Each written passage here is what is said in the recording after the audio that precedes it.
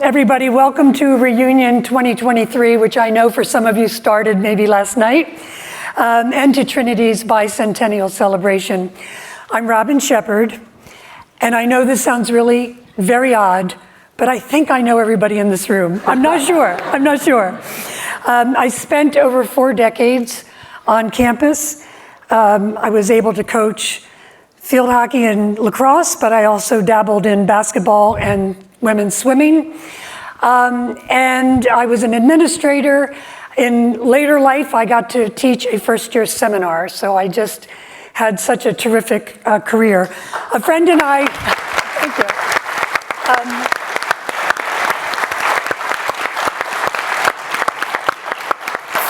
Friends and I were joking the other day, and I don't know if you've seen this, but almost every bio for me says the following: Robin Sheppard was a fixture in the athletic community for over 4 decades. And I've always been a little offended by that, but I started thinking, you know, a fixture is something, it's not like when you move out of a house, you take your couch and your table. A fixture is your bathroom faucet. It's a chandelier. You know, those things are permanent. So in fact, even though I retired in 2015, I am permanently on campus. A little dusty, but I'm here. Just over 3 years ago, right on the very cusp of COVID, I was fortunate to be able to moderate a Zoom event with these terrific alums. By the way, my first Zoom, never heard the word, never had done one before. And it was so popular that we decided to get the band back together. We are missing one member of our group. And Sam, do you want to? Well, thanks, Coach. Look, I think there's a lot of members of the class of 1993 here. Let's hear it for the 93s. So really, we'd probably be better kicking it over to them to say just a word about the great Jay Monahan. But all I'll tell you on behalf of Billy and all the class of 1993s is Jay's one of the finest human beings I've ever met, one of the best leaders, one of the best people, one of the best friends you can ever have. So he's going through a tough, challenging time in his business life, but he's got his health, he's got Susan and the girls, he's great, and he sends his regards from wherever he is in the world. Yeah. Billy, I don't know if you want to add anything to that? No, you've said it well. Yeah. You said it very well. He's, we're sad he's not here. Yeah. We will see him soon. If this works out okay, we'll get the group back together once again. So these 3 wonderful, talented, successful folks have extensive bios, which I'm not going to read. They are, I believe, on the Trinity website. So I'm going to be brief. We have Mimi MacKinnon from New York, class of '04. She's the young one in the group, class of '04 with a degree in education from Trinity. Mimi was a 4-time MVP and 2-time captain of her women's ice hockey team here as a goalie. Wow. And Mimi is the former director of the Commissioner's Office of the National Football League. As of February, in 17 years with the NFL, she's become a free agent. So if anybody is looking to hire, Mimi's the girl. From Boston, we have Sam Kennedy, class of '95, with a degree in American Studies and an honorary degree in 2019. What? Yeah. Beer pong. Yeah. Sam played baseball at Trinity and is currently president and CEO of the Boston Red Sox and chief executive of Fenway Sports. And joining us from London, England, is Billy Hogan, class of '96 with a degree in economics. Billy was captain of his ice hockey team, is currently the CEO of the Liverpool Football Club. And next year, it's my understanding that Billy and his wife Jen will be joining the Board of Fellows. Thank you. And I cannot move forward, since I just mentioned Jen, that Sam and Billy were fortunate to meet their wives at Trinity. And obviously a huge part of their success. And their wives were stellar athletes as well as these two guys. Jen Martinelli Hogan, who's right here in the second row. Better athletes, actually. Was a varsity soccer player, co-captain, and an All-American lacrosse player and captain, who I had the great pleasure of coaching. Thank you, Jen. Woo. And Amanda Johnson Kennedy, 94, was a 4-year varsity swimmer for the great late Chet McPhee. So. All right. So I have some prepared questions. We'll see where this goes. If you know this group, buckle your seatbelt. We have come today because of Trinity and our connection. And I mean, obviously, that's what this weekend is all about. So I'm going to ask each of our panelists just to take a few minutes to share one or both of the following things.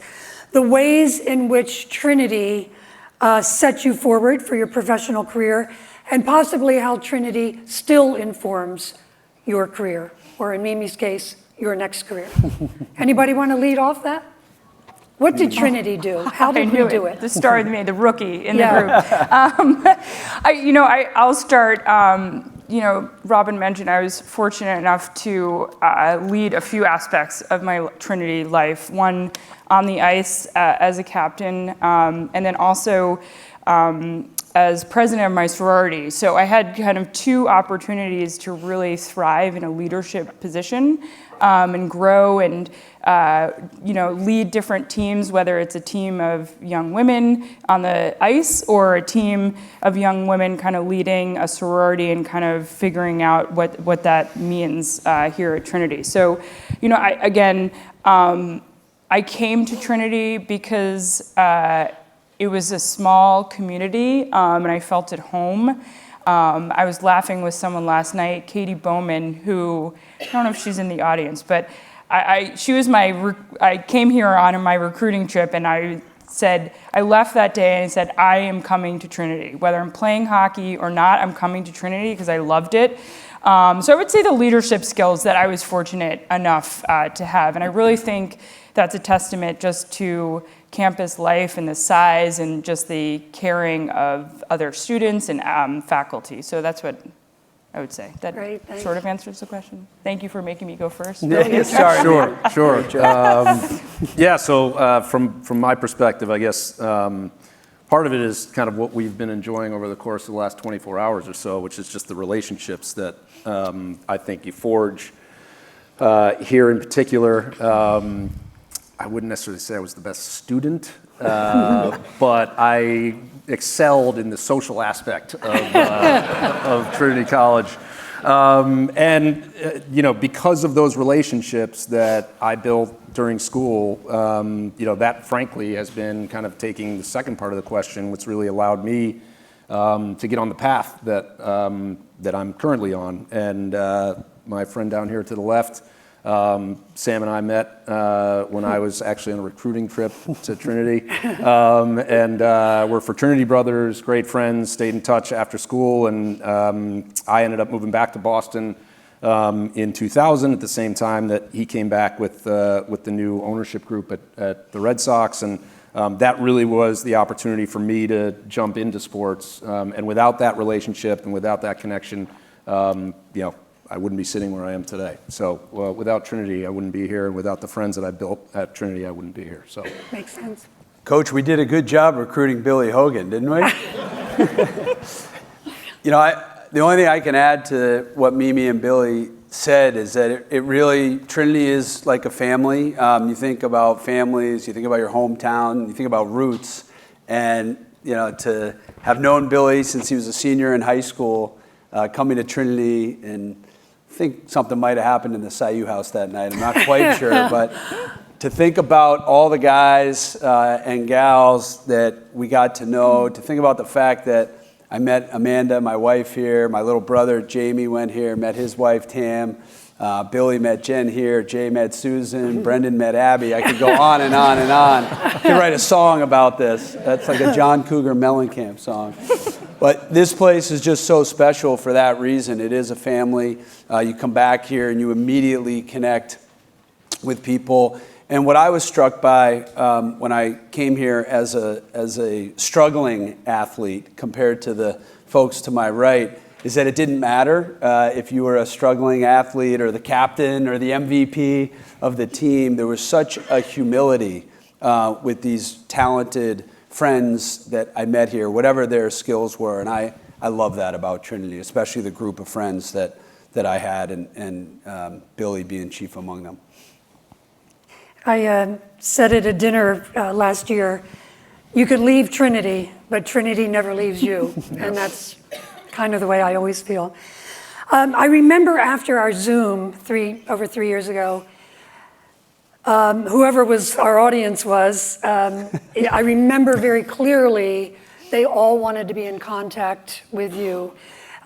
They were so impressed with your remarkable jobs, your careers, the success you have, and they wanted to be you. And it just looked like the most fun career. But similar to what our good friend Jay is going through, there have to be some times and moments in your careers where there was a challenging moment, a challenging situation, and you're on the other side of it. And I wonder, particularly if there are some recent grads who, again, want to be you, if there's any advice you have for them and how you got through it and what you leaned on and so forth. Well, let's go back order since we made Mimi go first. When you work in baseball, it's such a sport of failure that it feels like the dreaded one-game losing streak is a tough thing to live through in Boston.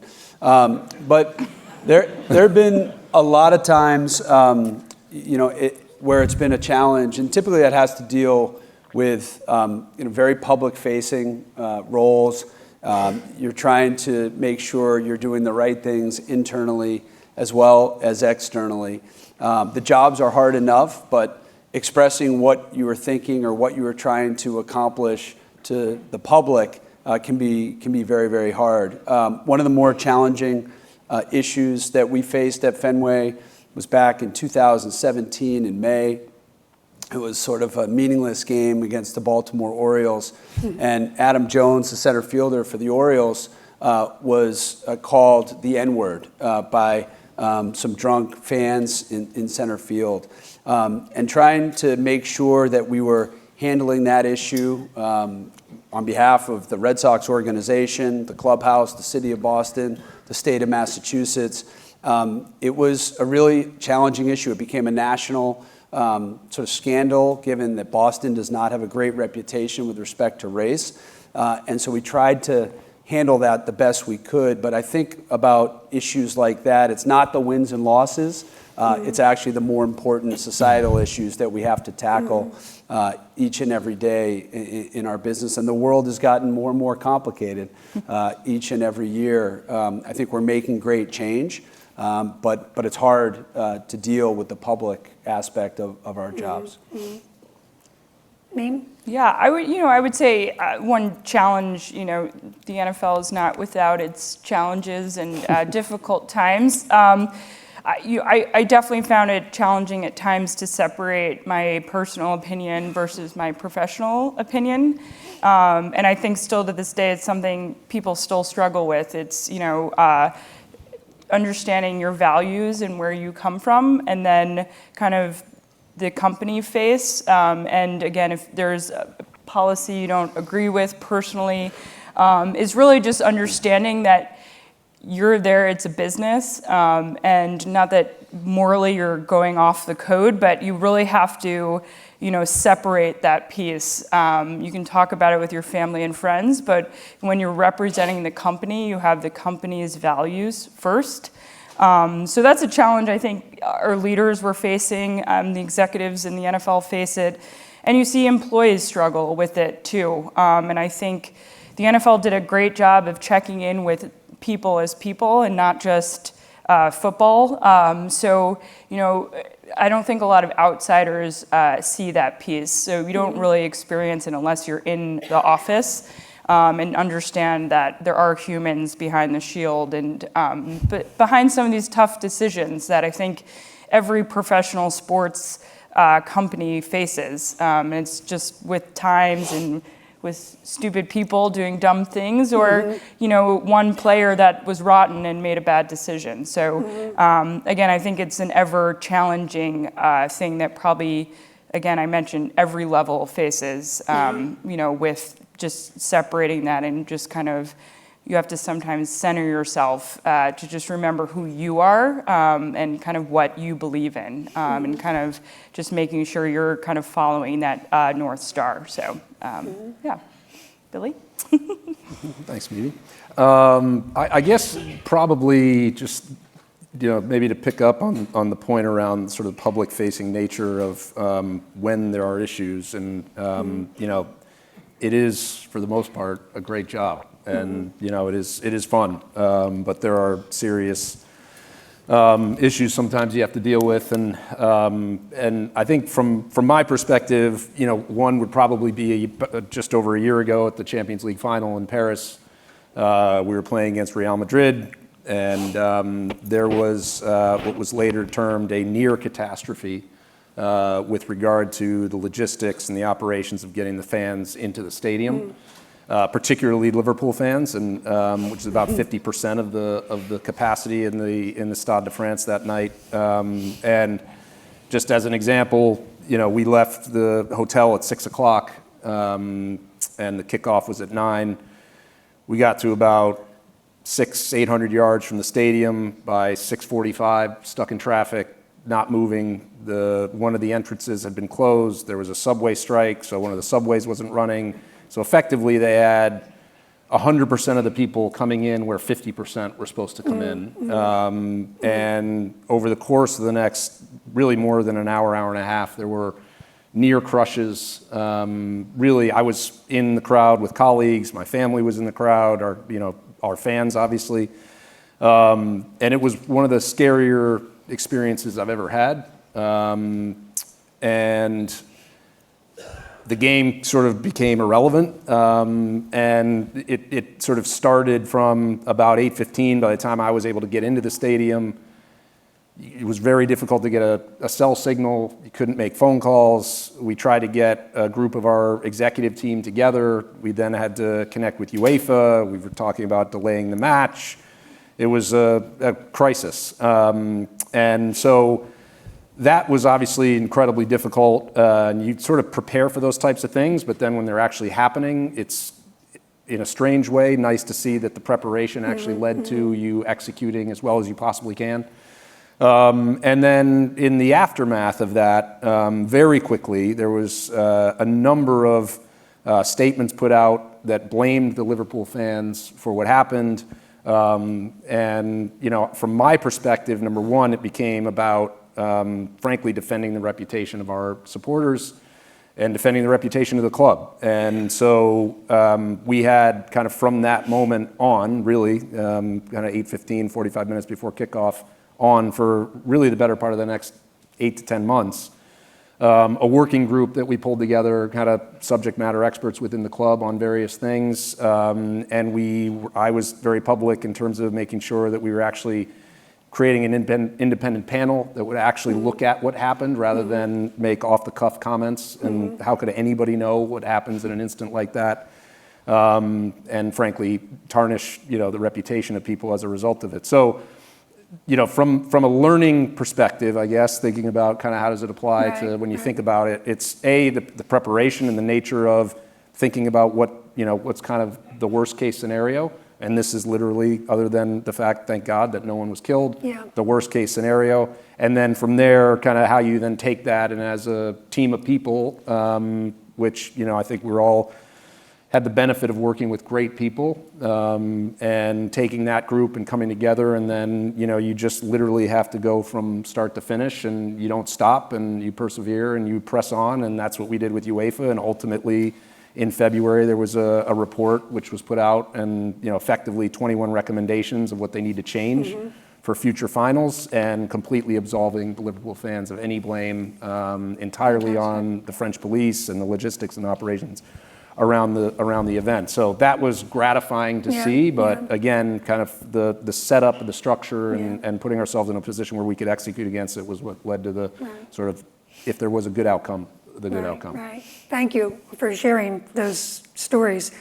I'm going to go a little out of order because you did just share, particularly this frightening one. I'm going to flip it on its head and skip down a couple questions, and that is the opposite of what I just asked. Could you indulge the audience here with what's the most fun you've had in your careers? Mimi, I'm going to start with you.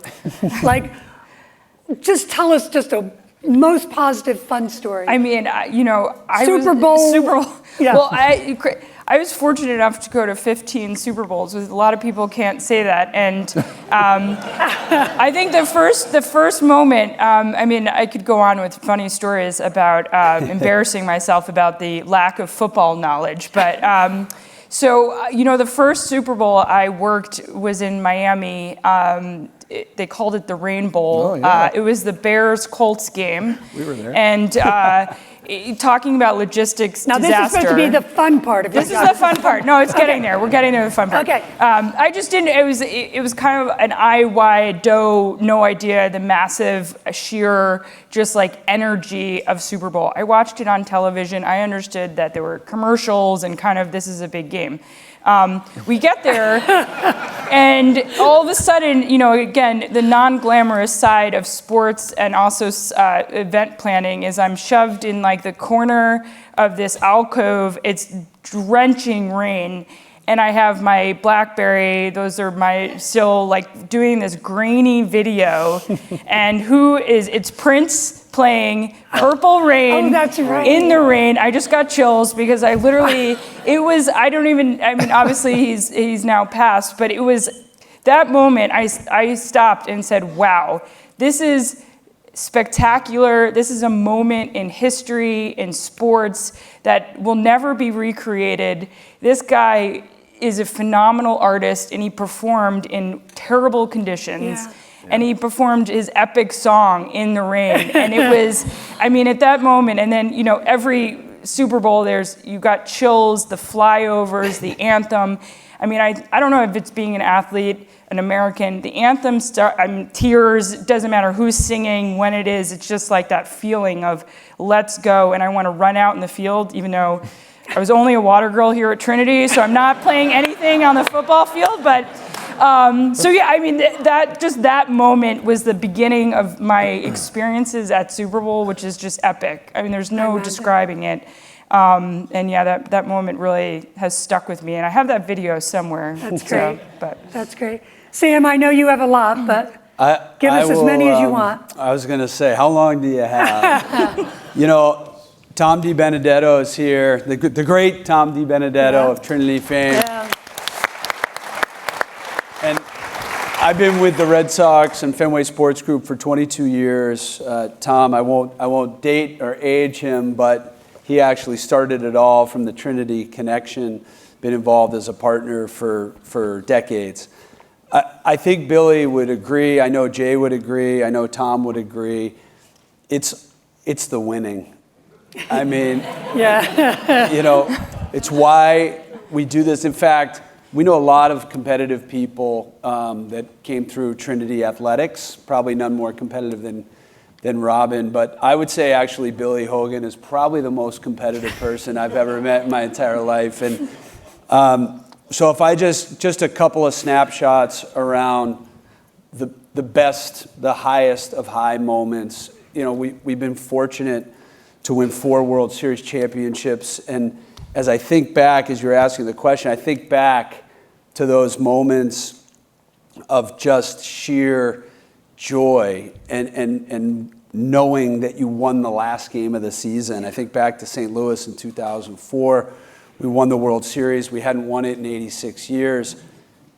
There's Joe Monahan, Brendan Monahan, Justin Monahan, Jay Monahan sitting 18 inches from me and Theo Epstein and Larry Lucchino and John Henry and Tom Werner. So the Monahan family celebrating that championship with them. Then 07, Coors Field, pouring champagne on Billy Hogan's head and Jay Monahan's head. It always comes back to Trinity. 2013, the Boston strong year. Again, the Monahan family, Billy Hogan, just being together and celebrating these moments. 2018, here's a name for you, Rachel Platten of Trinity fame, singing Fight Song in Los Angeles down on the field after the game when we won the World Series championship. My daughter at that time was 12, 13 years old, going crazy because Trinity alum Rachel Platten singing at Dodger Stadium, and Dan Sullivan, little Dan Sullivan, the hockey player, hockey guy. class of '99 was there. So all of these incredible moments, these wins, it's why we do, it's why Mimi does what she does, it's why Billy does what he does. It is about winning, and especially in the markets that we choose to operate in. And the last one I'll say is, we were in Madrid in 2019 for the Champions League final, and I don't think I snapped the photo, but there is a photo of Billy Hogan when Liverpool won the Champions League, and Jen will attest, the veins are popping out of his head with excitement with his son Quinn, who he's holding on to, clutching as we won the Champions League in Madrid, and it's just, that's what it's all about. And we're hungry for more. At Fenway Sports Group, I can tell you, we want more championships desperately.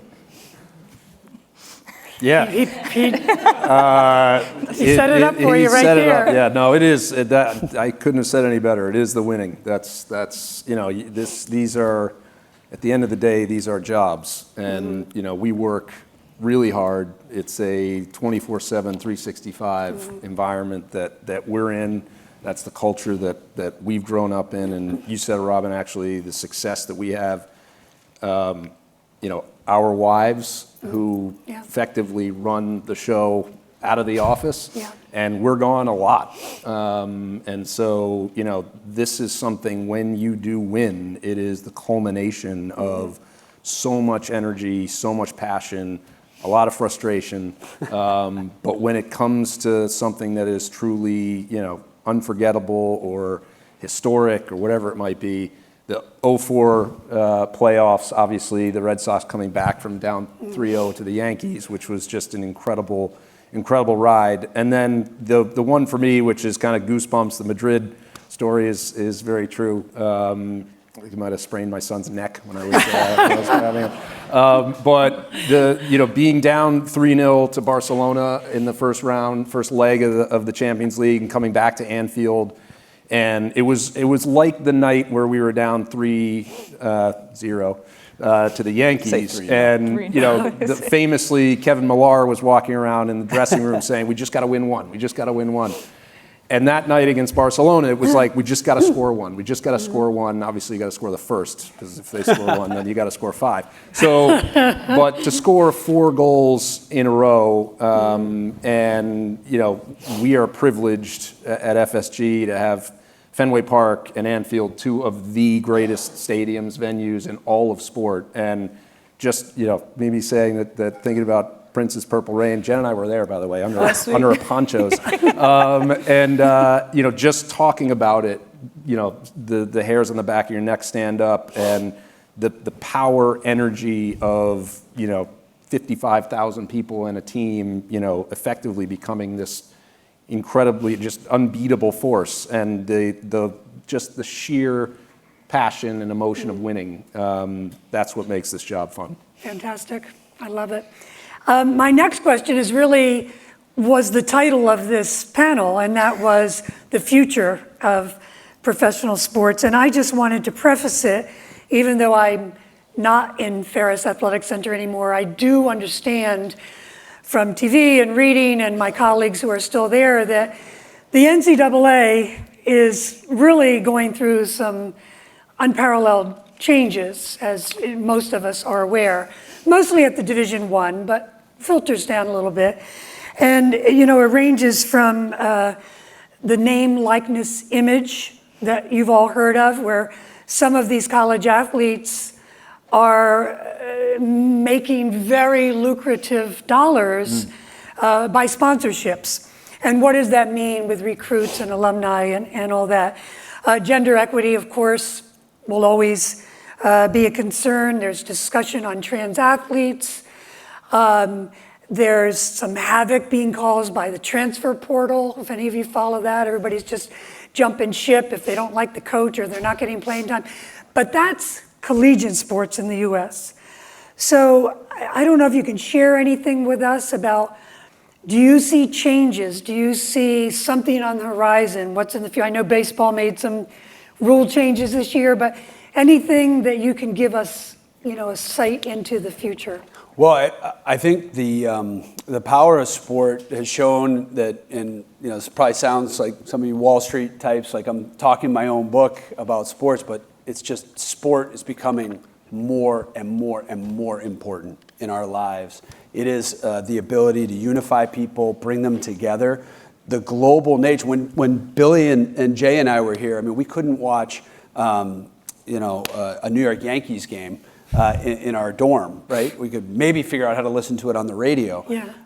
Now, with one click of a button, you're watching Liverpool, Barcelona playing a Champions League game. People actually know who Liverpool is. Yeah.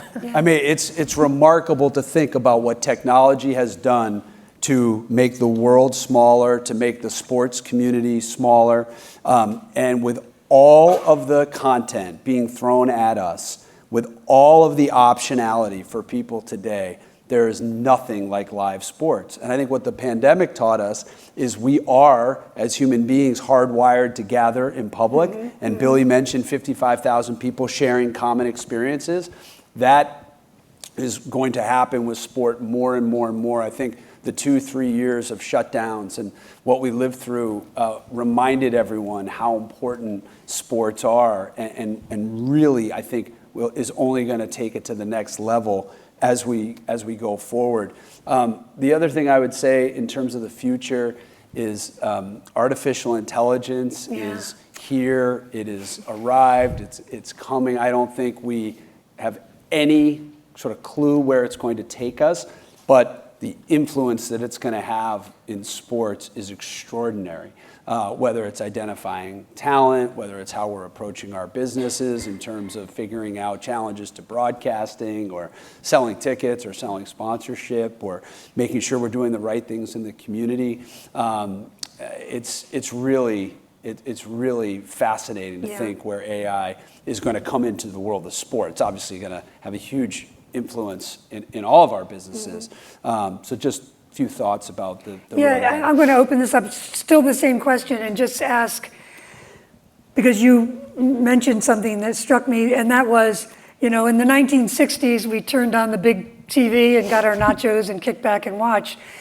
And now, in order to get to those games and the expense of the games, I don't know what it costs to go to a football game in England, but the cost of taking your family there, it sounds like there's more pressure, say at NFL, to provide an in-house experience, right? So you want to make this fun for everybody. Is there that going on as well? I mean, is there things like that you need to do, put the dog and pony show on? I think just generally speaking that the concept of the supporter, the fan sitting sort of at the heart of what we do, I think has evolved certainly over time, and that, every decision we try and make has got it from that perspective of what's the best thing for the supporter. Obviously, we're trying to make sure that we run the club the right way, and so that experience at a match day, when they come up to the stadium, what is that interaction? And I think, I agree with Sam's point in terms of the importance of live and in-person live. That it'll be interesting as we move through the generations, particularly the younger ages, how much that holds, particularly given the impact of technology and the ability to have 5 different streams going and also, and so I think that as we think about the future, absolutely digital and how that is going to impact the experience, but also, to your point, Robin, the experience in the stadium and how you make that as compatible with being kind of outside and vice versa. So, whether virtual reality, augmented reality, AI, can you create a dynamic where instead of, we're going through a development at Anfield now that'll take us to 61,000 capacity, but we'd love to go to a 161,000 capacity. Could you get people so that they have a sense that they're feeling like they're at Anfield? Could you create that through technology? So I think, where we're going is really exciting. It is certainly something from our perspective, we're spending a lot of time working on our digital development, but that experience around the supporter is incredibly important. I was reading some articles just about the future of modern sport, and it's interesting because almost every article said, you've got to figure out how to get the millennials there. Now, I'm not even quite sure what age group that is. The 20s? They're old. We're on Gen Z now. Oh, okay, we're on But the millennials like the 25 to 30? I think so. They're younger than us. So younger than us. Mimi. So they kept Mimi's saying that's millennial. the group that we need to attract. Yeah. Because that's the group that can do their sports betting, FanDuel in their apartment. Yeah. And Mimi, I just also... I would add just for women's sports plug, I think just broadening and continuing to kind of move forward with fan base and getting more and more people involved in the sport and understanding the sport. And, football obviously is a male-dominated sport. You don't see women playing on the field, but I think there has been real emphasis on pushing flag football and youth engagement from a safety perspective, and also just, again, you can send flags in a football to pretty much anywhere, and a kid can play it on a basketball court or on a field. I know the 2028 Olympics, I don't know if it passed yet, but they're trying to get flag football as an official sport. And a lot more women are playing flag football. Best friends' daughters, they're so into it, and now they want to watch football every Sunday. Yeah. So, there's a twofold. It's getting those kids involved in a team sport, which I'm a team sport advocate all the way, making them healthy and exercise, getting out from their new Google goggles or Apple goggles or phones, and getting them out and playing and understanding the, again, team sport aspect of life, and getting them interested in football. It's tough when you don't see people that look like you on the field. How do you get them and rope them in early? Because all the sorts of studies that you need to hook them when they're younger to be, turn them into lifelong fans, and then they kind of will engage with the sport all through, and then get family members involved. Yeah. I think I'm accurate on this. I think there's a college, Division III, that just added flag football as a varsity sport. Oh, wow. Which I can't think who it was, but somebody, so that will start to generate within their... And then just to talk about the stadium piece, there's nothing like a live sporting event. I've never been someone that watches sports on TV. I'd rather be engrossed and feel and smell and hear the sport. But to your point, tickets are more and more expensive. Families, it's challenging to bring a family of four. A beer's like $25, or maybe it's more. A hot dog's $15, and it starts adding up. So you really, I know the NFL is putting a lot of emphasis of making that experience great, from the point of parking your car, understanding where you parked, and getting easily into the stadium, and no lines for food, cashless apps, 5G or 10G or whatever we're up to, so you can get your other favorite team's scores while you're sitting there, and just improving that in-game experience. So you want to go spend that money and take your family to that special Sunday game that you've been a lifelong Steeler fan. I can only speak to the NFL, but I know they do put a lot of emphasis and a lot of energy, and just continuing to think 10 steps ahead of how to make that a great experience in stadium. So, Billy, are the prices as high in Europe? Yeah, I think they're probably similar. It depends. Okay. Yeah, I think from our perspective, the GA, general admission, kind of you just get a seat with your ticket, is, typically at Anfield, it's kind of high 40s pounds cost-wise, but we also have hospitality, so the equivalent of sitting in a suite or a lounge. So there's higher priced tickets as well. So yeah, I would say it's similar in terms of how it works. I would just say, just on Mimi's point around women's sports as well, because that's something that, from our perspective as a club, we've spent a lot of time. Women's football, soccer, was actually when we moved to England. Our oldest was 8 at the time, and she was playing Belmont youth soccer, and we figured, if any sport, it's going to be easy for her to play soccer, football in the UK, and it wasn't. And I think, what Title IX has done in terms of promoting women's athletics and creating equity and equality doesn't and hasn't happened in England. And so it's something that myself and others in leadership around football are really focused on in terms of creating what would be the equivalent of sort of the Women's Super League now, but creating kind of what would be the Premier League with the women's side, which absolutely is possible. And at the same time, you have to drive the commercial side, you have to drive the investment, but that investment then going into the grassroots to create the pathways so that as girls come through, they can see people who they can aspire to be playing, and B, that they have the facilities and the pathway to get there. So that's a huge area. I wouldn't necessarily say it shouldn't be the future really, because it should be just what we're doing, but it is now a big focus in terms of where we're spending our time. Great, and thank you, because that really works nicely into my next question for you, and that is, we have just celebrated 50 years of Title IX, which is no discrimination and equity and education, and therefore education in sports, and sport is education. And again, I'm bringing it back to the U.S. collegiate. There have been female strength and conditioning coaches hired for male sports.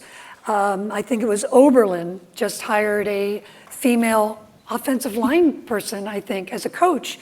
Are there, and I know we're talking very strict male sports here, but are there places within your arena where you have seen females hired that are moving?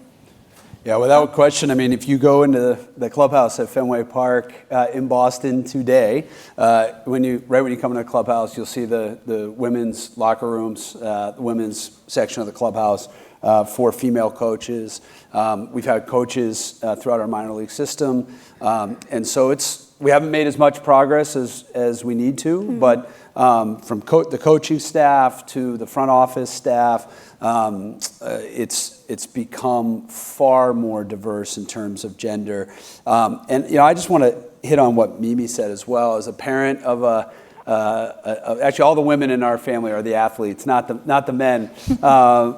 People here know my wife Amanda and my daughter Allie's. Sorry, coach, going to Middlebury. However, she's a real athlete, exactly. like Jen Hogan, and the power of women's sports and just to see it firsthand as a parent and being incredibly active just on the sidelines as an observer has been the privilege of a lifetime. It's been awesome to see it because I only grew up around men and baseball and professional sports, and just seeing the opportunities that are opening up and within our front office, just seeing how the landscape is changing very, very quickly. It's incredibly important. In Boston, we have a professional women's soccer team coming. I think it's a huge opportunity in the U.S. Over the next decade. That's great. I mean, what did you find? I would just add, there definitely over the past couple of years, there has been a real emphasis by the NFL just to get more women involved. And like you mentioned, I know strength and conditioning coaches, scouts, I'm going to get all the position coaches wrong, but one of the position coaches, and presidents, it's not only, the the team side, but also the front office, and just getting more and more women to feel comfortable.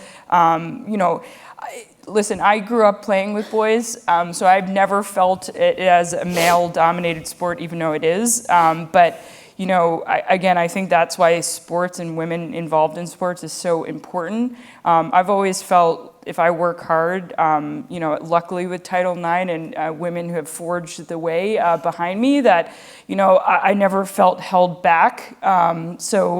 Again, I've been very lucky in my career that was never an issue, but I do, I think it's great. Again, with the emergence of flag football, I see more and more women, and I would say more and more owners and head executives taking kind of picking the best people for the job. I think if you speak to any woman who's in sports, they don't want to just be picked because they're a woman. That's probably the worst. You want to be picked because you're the best. And I think the women that have emerged are the best at what they do, and that's why they're there, which is just so awesome to see. And I hope, and I feel like I hope there's a time where we don't even need to talk about it. It's just the best people in sports. Again, I think I'm in a unique position where maybe I had tunneled vision because it made me too many pucks to the head or something. But, again, I have two older sisters that they went through challenging times playing with men growing up. So, again, I'm fortunate that people forged paths for me and kind of made it me able to succeed in a sport and not really think about that piece as I get older in my career. So. It was fun at the breakfast down in Ferris this morning, over in Ferris this morning, that Mimi got introduced to several field hockey and lacrosse players from the 80s. And when I mentioned that she was an ice hockey player at Trinity, they were like, I always wanted to play ice hockey at Trinity, but we didn't have a team. And I remember so clearly these very athletic women coming in because they had played at their high school or prep school. And they'd come in to see Rick Hazelton, who was our athletic director at the time. And he'd say, do you have your own skates? Do you have a place to practice? Do you have a coach? I mean, it was building from scratch. And you said this, Mimi, if you see it, you can believe it, And so seeing you, really, their eyes were so big, These are women from the 80s. Yeah, and I would just tag onto that. Again, I didn't realize it at the time, but when we came in, I was talking to Robin. We were the first really officially recruited class of athletes, of student athletes, and I don't like to pump our tires, but I really think we were kind of the base of what the program is today. Without a because doubt. every year after that, we focused on getting the best student athletes and really making it a program that people will be proud to step on the ice with the blue and gold.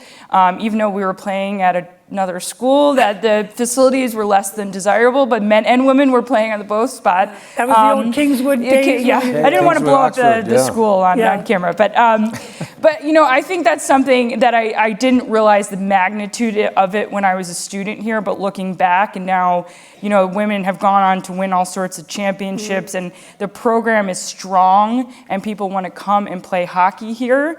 When I was going to school or looking at schools, it was Middlebury was the powerhouse. If you didn't go there, then you weren't going anywhere to play hockey. So, I just, and just one other funny story, you were talking about winning, and unfortunately we didn't have, I don't know how many games we won. Maybe I can count on this hand.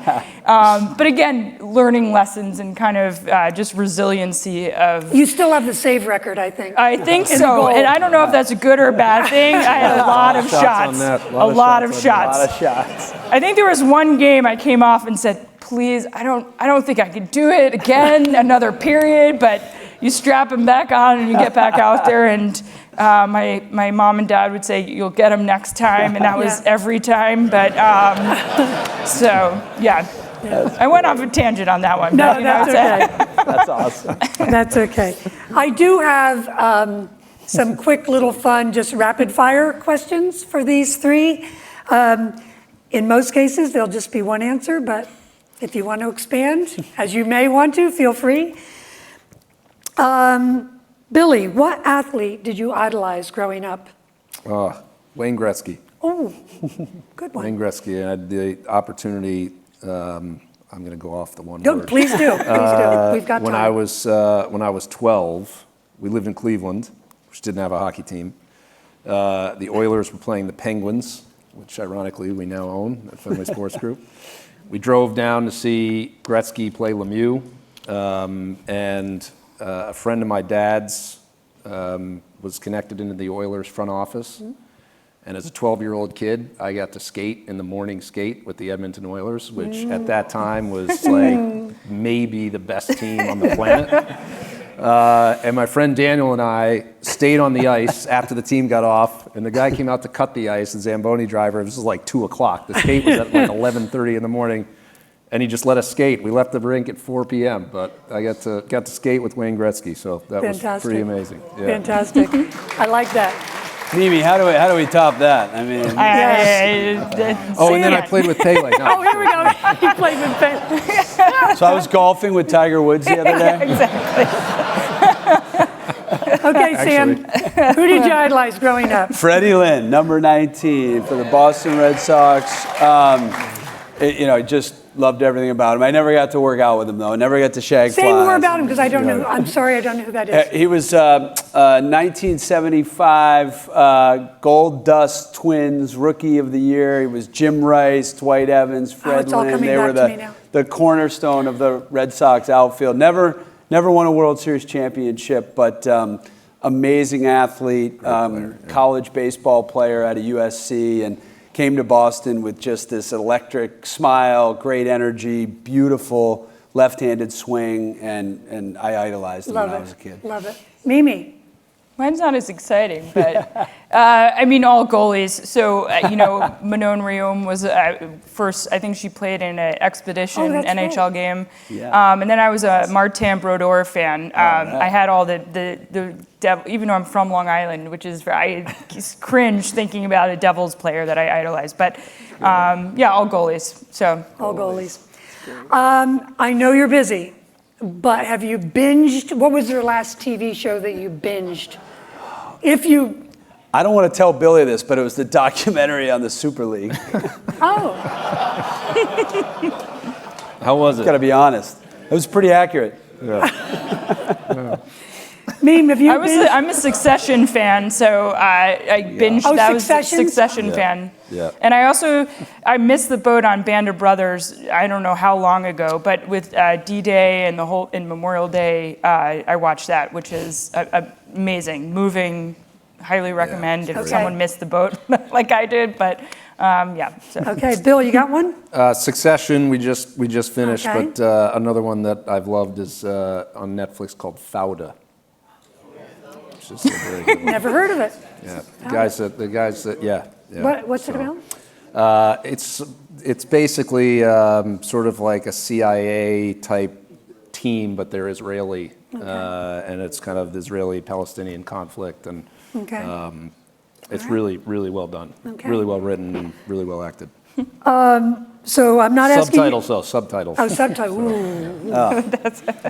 Yeah.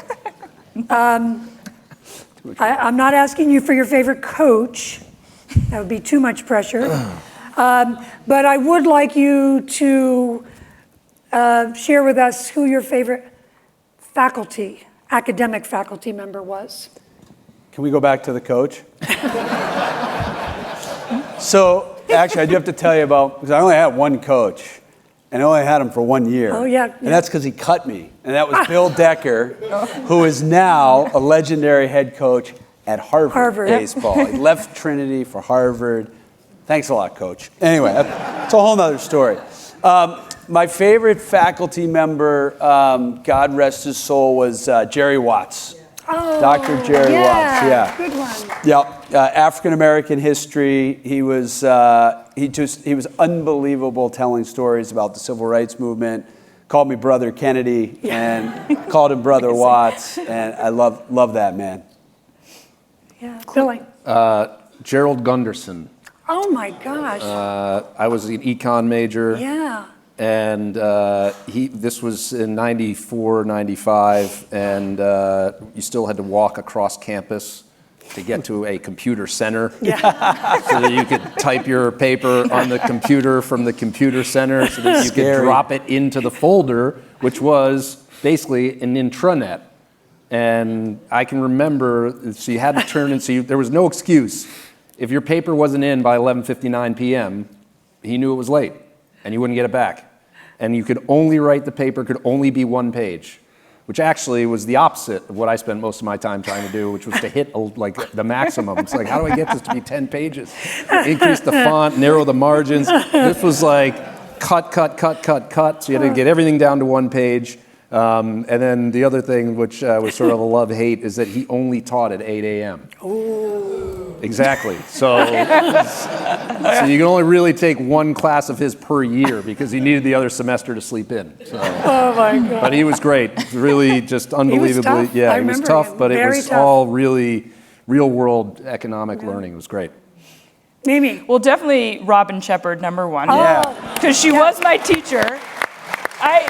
She was my freshman seminar teacher. Oh, so I neglected to say that Mimi was my academic advisee. Oh, wow. I lucked out big time. I'm making a face because I was leading her in academics. So that's number one. Close second. I don't know if she still is a woman, Gail Waldo, who taught music class. Yes. And that's what liberal arts education can do for you, because I took so many music classes because I loved her and she was awesome. So it kind of stuck out in my... And P.S., she was also very tough. Yes. Very tough. I mean, as far as attendance and... Yes. You better be there. So. Okay. And I think we do have time. You've talked about positive experience in your career, but let's go back again to your Trinity athletic experience. Sam, you might have already answered this. What's your most... I actually didn't have one. Probably the best moment was that 1991 win. I know Coach Devaney's here somewhere. There's probably some members. Yeah. We went up to Williams, actually. It's a long story. But, Coach, how many games in a row had they won? 28. Trinity upset them. It was written about in Sports Illustrated. A few of us may have painted over the W in the field and put a T in there, and the ride up might have been from a guy named Monahan. I can't quite remember, but that was the coolest experience for a freshman. The Decker experience, again, Coach, sorry, I don't mean to bury you like this, but I went to him after freshman year and I said, Coach, I think we have a disagreement over my baseball ability because I didn't play, and I sat on the bench a lot. He said, well, if you work at it, there's probably a chance I was a pitcher, you might get into a few more games. I said, okay, well, I also want I'm thinking about taking a semester abroad, and have to miss. So he goes, yeah, you should go away in the spring. So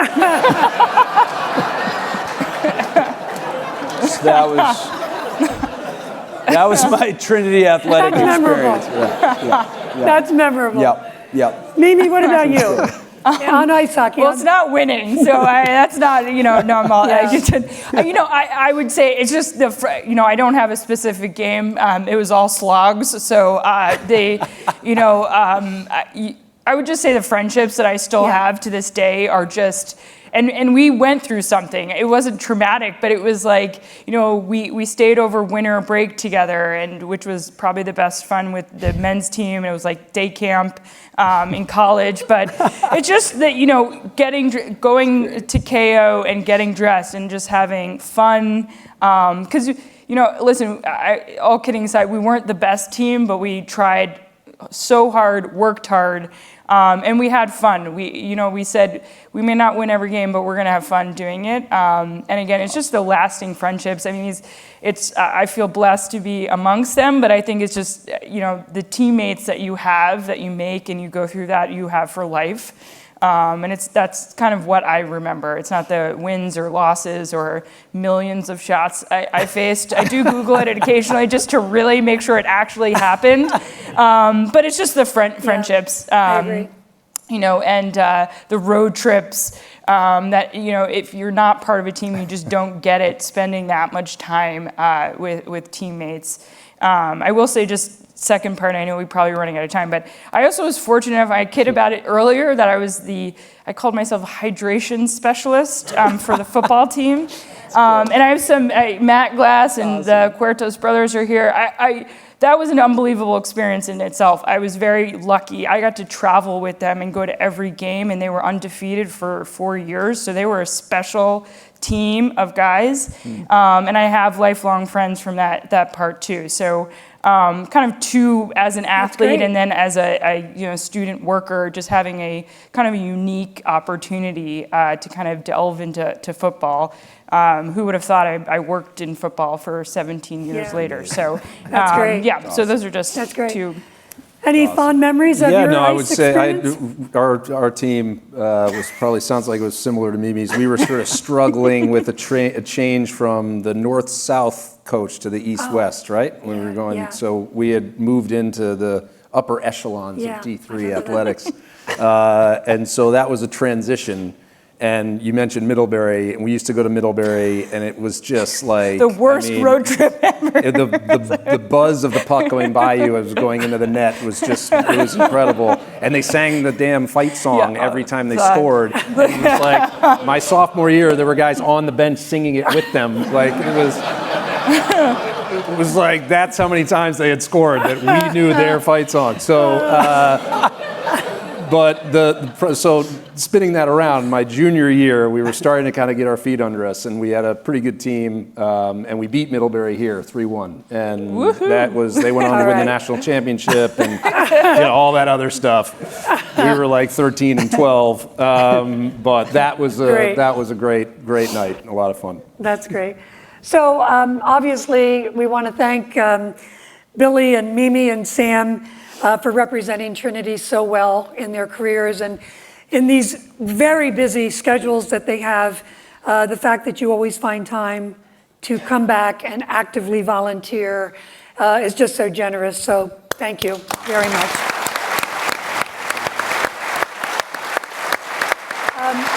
Robin, I have more. if I could say thank you to you, though, Thanks. for hosting, and it's much more fun in person. Thank you, I agree. And in particular, speaking on behalf of my wife, for the position you've held, the leadership that you've exhibited here at Trinity, and what you've meant to this school. So thank you. Thank you. Thank you.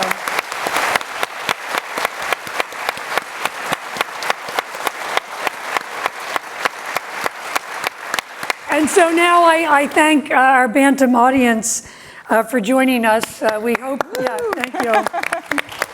We hope hearing from these professionals have brightened your day and the weather's good. We hope it's just given you one more reason to be very proud of your college.